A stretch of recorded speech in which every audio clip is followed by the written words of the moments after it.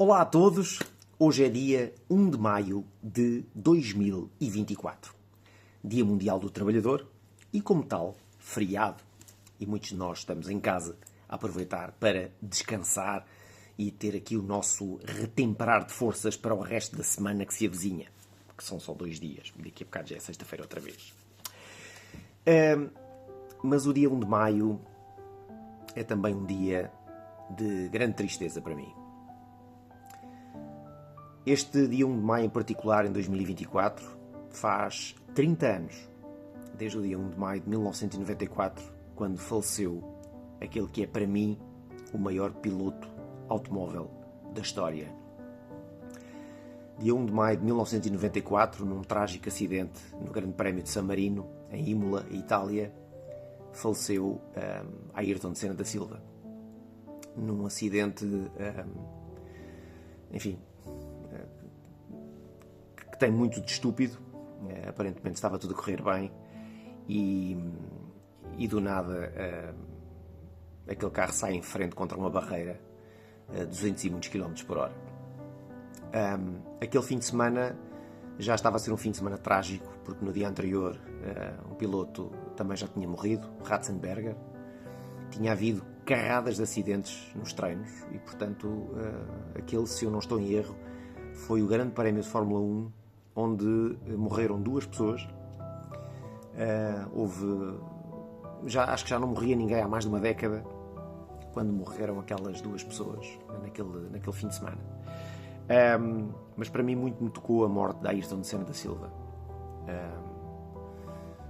Alguém que eu muito admiro e enquanto fez uma parte integrante do meu passado juvenil automóvel, eu acompanhei em direto na televisão a primeira vitória de Ayrton Senna da Silva no Grande Prémio do Estoril, em 1985, debaixo de uma intempérie descomunal, em que Ayrton Senna fez no Grande Prémio do Estoril a façanha, se não me falha a memória, de dar uma volta de avanço ao segundo classificado.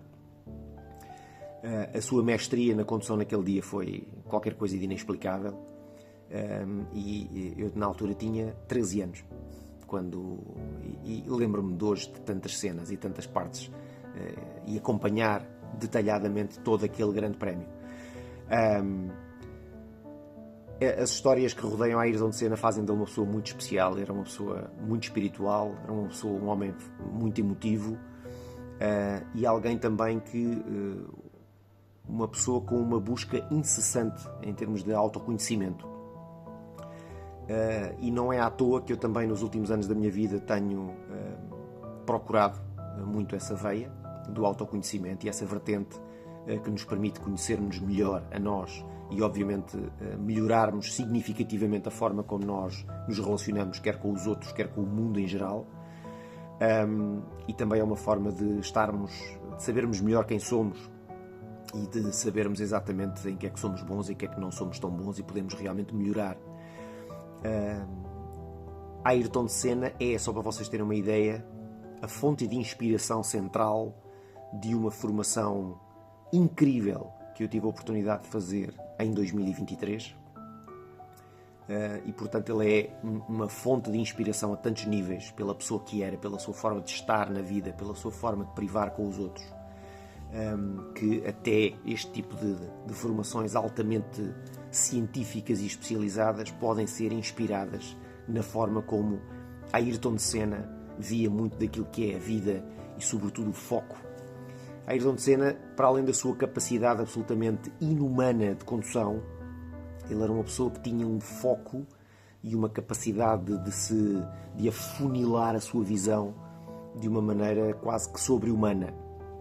Não é à toa que ainda hoje em dia há vídeos no YouTube com as melhores voltas de sempre, aqui e acolá. Recordo uma muito em particular no Mónaco, em que a mestria de condução em carros que tinham um nível de exigência de condução tão maior do que aquilo que tem hoje em dia. Eram carros com caixa manual, carros com motores turbo, com um lag gigante, ou mais recentemente os V10 e os V12 que Ayrton Senna conduziu na altura do seu auge da sua carreira. As histórias que rodeiam Ayrton Senna são, até hoje, foco de conversa muitas vezes entre petrolheads. Eu não me canso de dar exemplos sobre Ayrton Senna. As famosas histórias de ele dizer para os comissários de pista: eu passei ali no Mónaco, eu passei ali naquela curva e toquei com a roda no rail de proteção, alguma coisa não está bem, vocês devem ter mexido na parede. Vejam bem o nível de precisão milimétrica que estamos a falar. E os comissários de pista dizem: não, a parede não mexe, você é que se enganou. E ele diz: não, eu não me enganei, a parede mexeu.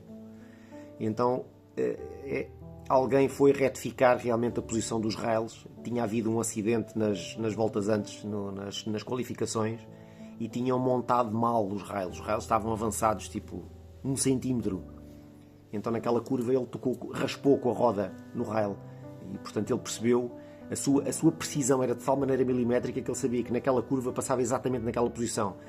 E se daquela vez ele bateu com a roda na parede, não foi um erro dele. A parede é que não estava no sítio.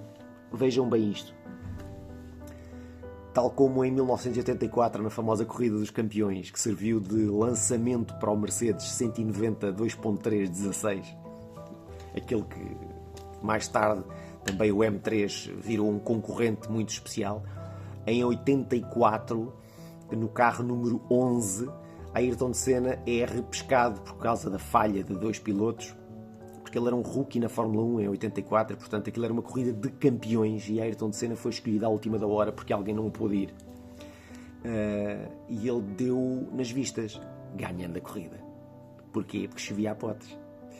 E o único que conseguiu andar atrás dele a morder-lhe os calcanhares foi o Niki Lauda, que ainda assim perdeu para o rookie da Fórmula 1. Estas histórias e tantas outras fazem da Ayrton Senna realmente um ser humano extraordinário, que serviu para mim de referência em muitos aspectos da minha vida e continua a servir como uma referência em muitos aspectos da minha vida. O seu foco, a sua resiliência, a sua paixão pelos automóveis, a sua como é que eu ia dizer, o seu estilo inconfundível de condução. Basta ver a volta com o famoso NSX, no qual ele participou no desenvolvimento em estreita colaboração com a Honda. A volta em Suzuka, ele com o seu mocassin castanho e com a sua piuga branca. Aquele pé direito no acelerador nunca vai sossegado, nem em trajetórias de pleno apoio, nem... ele tinha um estilo e uma forma de conduzir e uma forma de sentir o carro completamente diferente dos outros. Não é à toa que era um multicampeão mundial de Fórmula 1. É, portanto, um dia de pesar para mim. Em particular, em 2024, celebram-se 30 anos sobre a morte de Ayrton Senna, nascido a 21 de março de 1960. Um homem com estreitas relações com Portugal. Se não sou em erro, lá embaixo no Algarve, na Quinta do Lago, onde ele tinha uma casa, que existe inclusivamente uma rua com o nome dele, a Avenida Ayrton Senna, onde ele teve durante muitos anos guardado o seu Honda NSX vermelho, que agora estará para ser vendido, se eu não estou em erro, por uma soma absolutamente astronómica. Mas não queria deixar de vir aqui a prestar esta minha homenagem àquele que para mim é o maior piloto automóvel de todos os tempos e um ser humano extraordinário. Não era só porque era um piloto extraordinário, é porque ele também era um ser humano extraordinário.